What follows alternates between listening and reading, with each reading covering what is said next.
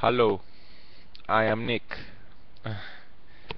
This is my third video about chronic infections in chronic Lyme disease and chronic fatigue syndrome.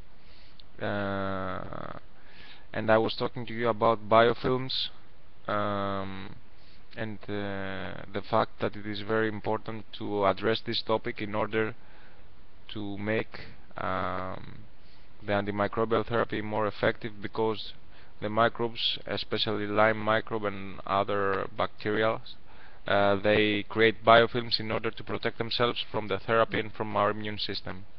So we must all consider an approach to address biofilms. Now there are many other alternative approaches as far as it has to do with the reducing of the microbial load, and one very famous approach is rife machines. There are many people that use this type of machines. There are machines that are based in the work of Dr. Royal Rife, who was a famous doctor and scientist back in 1930s, and he was using electromagnetic frequencies in order to cure diseases and kill microbes and even cancer cells. He was even curing terminal cancer with his machine, and unfortunately his work was lost because, you know, an alternative therapy that can fight cancer, and he was a threat to the big pharma and their profits. So his work was lost. But nowadays there are some machines that are built with his philosophy, and you can buy one from the internet, or you can make by your own a rife machine if you have the knowledge. I think that scientifically it must work, and it can be a viable option as far as decreasing the microbial load. There are specific frequencies for specific microbes, and many people claim a lot of success in many forms. I haven't tried that. I don't have personal experience, but I think that scientifically it has a scientific base, this approach. Now there is another therapy that it is somehow with the same point of view, if you can say that, and this is the biophoton therapy, which is another therapy that uses electromagnetic frequencies. And there are many doctors in Europe, especially in Europe, and here in Greece we have also, that use devices that do this type of therapy. And personally I've tried to do some sessions. I didn't have good success with that. I don't know. Actually, I crashed after a session, and finally I've stopped. But the philosophy is the same. You try to address microbes with electromagnetic frequency. There are people that claim success in Germany and in other countries. I don't know, it didn't work very well for me. Perhaps I should do more seasons. I don't know, maybe in the future. And everyone is different. One thing that is important is that the machines that do this therapy, they can be also useful as a diagnostic tool, because with electromagnetic testing, the doctor that I went there, she diagnosed me with that she had diagnosed that I was infected with Borrelia and with Bartonella without she hadn't seen my test result before that. She diagnosed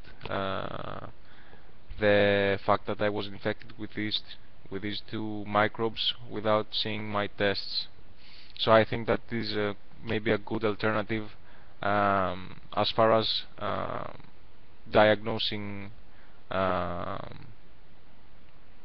Lyme or other things that can make us sick. Another approach is that uses electromagnetic frequencies, especially pulsed electromagnetic frequencies, is Dr. Bob's Beck protocol, which is a protocol with an approach with two main devices. The first one is the magnetic pulsar, and the second is the device that does blood electrification. And Dr. Bob Beck, he was very optimistic about his approach in every infectious disease. He claimed, and not only him, but also some scientists in the New York City in 1991, they claimed that by using blood electrification technique you can eradicate all microbes, and even HIV virus can be eradicated and get rid out of the body. I personally have the blood electrification device. I use it, but not very often. I haven't noticed any improvement, to be honest. Maybe perhaps a little bit of improvement after every season, perhaps a little boost. I feel a little bit better. I don't know, I'm not a scientist, and I'm not an engineer, so I don't know if it works or not, but I personally admire people that have had dedicated their lives in order to find something with a good purpose to help the other people in the society in general. Okay, there are other approaches as well as far as antimicrobial therapy, and there is one approach that is called the whole body hyperthermia, and this is a new approach, and it has to do with artificial fever. There are some centers here in Europe and also in the States, excuse me, that do this therapy, and by creating artificial fever and high fever, a lot of microbes are killed because they cannot tolerate the heat, and many of us, we are unable to have fever. I personally am unable to have fever 4 years now after I got sick. I constantly have low body temperature, and I'm unable to have fever every time I get a flu or something. So this is a very effective treatment, I think, but it is very costly also, and you should be sure if you choose to follow this option. Now there are many other approaches as far as the antimicrobial, antibacterial, antiparasite, and anti-yeast therapy. I think that I've mentioned the most important ones. There are many herbal cocktails. There is oxygen therapy, electromagnetic frequency therapy, pharmaceutical antibiotics, antifungals, antiparasitics, and I don't know if I'm forgetting some approach right now. Uh, okay, so let's go to the viruses. Oh, there's another one. There's the Marshall Protocol, which is a very controversial issue, and Dr. Marshall, he was suffering himself from sarcoidosis, and he cured himself with the protocol uh, that he finally created for all of us. I don't know. I personally think that it has science behind this approach. There is a lot of science. I don't know about the results. Many people claim a lot of success. I don't think that all of the autoimmune diseases are caused by intracellular bacteria, but they are certainly present, and I haven't tried that, but many people claim a lot of success. I don't know. You should always consider the risk of having a very low vitamin D, which is a very important vitamin and hormone for many of the functions of our bodies. Okay, let's move on viruses now, which I think it's not a very big topic. As far as right now, we haven't found a retrovirus that is causing our disease. You know, there was the issue with the XMRV that has been found some years ago, and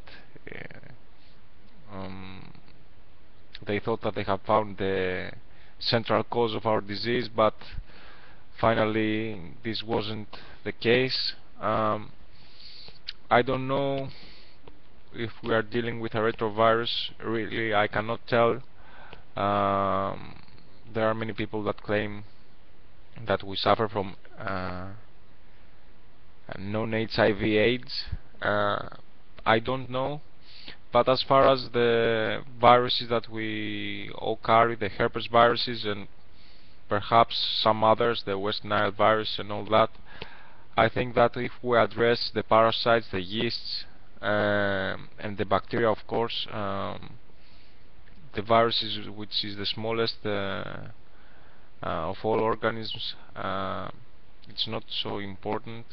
I personally has found that by consuming whey protein, which has a lot of lysine and low arginine, and the ratio of lysine and arginine is very important as far as herpes viruses. I am constantly fighting the herpes viruses that we all have, and they reactivate in our illness. And by consuming high ratio of lysine and high ratio of lysine to arginine, you make this virus not to reactivate. And personally, after starting consuming whey protein and taking lysine supplements, I don't have the flu-like symptoms anymore. Perhaps sometimes. There are some herbs also. Olive leaf extract is a very good herb, not only antiviral but antimicrobial for all kind of microbes. It is very helpful for me. It's a herb that I recommend, olive leaf extract. And I don't think that it is necessary to try the antiviral drugs, which are very expensive and they are very heavy to the liver, toxic for the liver. Okay, I think that I have covered most issues. This was my third video about chronic infections and chronic Lyme disease. And I will see you again soon with another video. Thank you.